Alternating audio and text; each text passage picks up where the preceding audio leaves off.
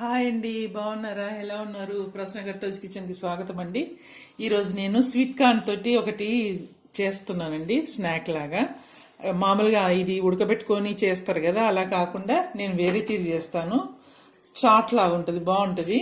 నేను స్టవ్ వెలిగించి గిన్నె పెట్టుకున్నాను. దాంట్లో ఒక టీ స్పూను నూనె వేసుకోండి. నూనె వేడెక్కిందండి. దీంట్లో ఒలుచుకున్న స్వీట్ కార్న్ వేసుకుందాము. నూనె ఎక్కువ పట్టదండి. ఇది చాలా బాగుంటుంది, టేస్టీగా ఉంటుంది, చాలా బాగుంటుందండి. చాట్లా తినొచ్చు. దీన్ని మొత్తం ఇలా కలిపేసుకోండి. తర్వాత ఒక్కసారి ఇలా కలిపేసి మొత్తం కలిసింది. ఇప్పుడు స్టవ్ సిమ్లో పెట్టుకోండి, మూత పెట్టుకోండి. ఒక 5 నిమిషాలు ఇలా మూత పెట్టి దాన్ని వేగనిద్దాం. చూద్దామండి.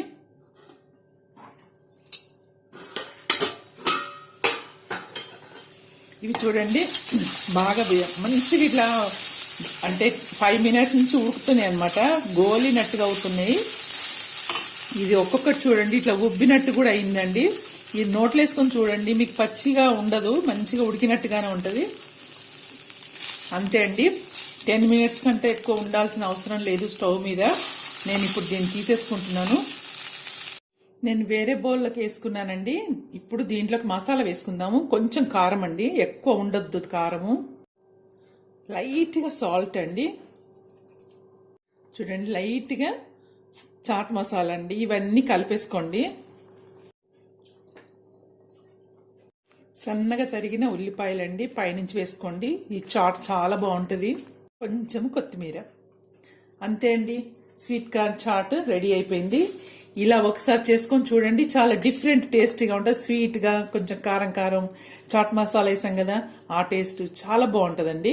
టైంపాస్గా తినొచ్చు మనం హాయిగా. ఒక్క కంకి మనం తిన్నామంటే, అంటే ఒక స్వీట్ కార్న్ కంకి తింటే మనకు పొట్ట నిండిపోతుందండి. చాలా హెల్దీ ఫుడ్ కూడా, ఆయిల్ కూడా లెస్. అసలు ఆయిల్ కొంచెమే ఉంది కదా. మీరు కూడా చేసుకొని చూడండి, ఎలా ఉందో కామెంట్ బాక్స్లో పెట్టండి. ఈ రెసిపీ నచ్చితే లైక్ కొట్టండి, షేర్ చేయండి, సబ్స్క్రైబ్ చేసుకోండి. ఓకే అండి, ఇంకో వంటలో కలిసేంత వరకు బాయ్.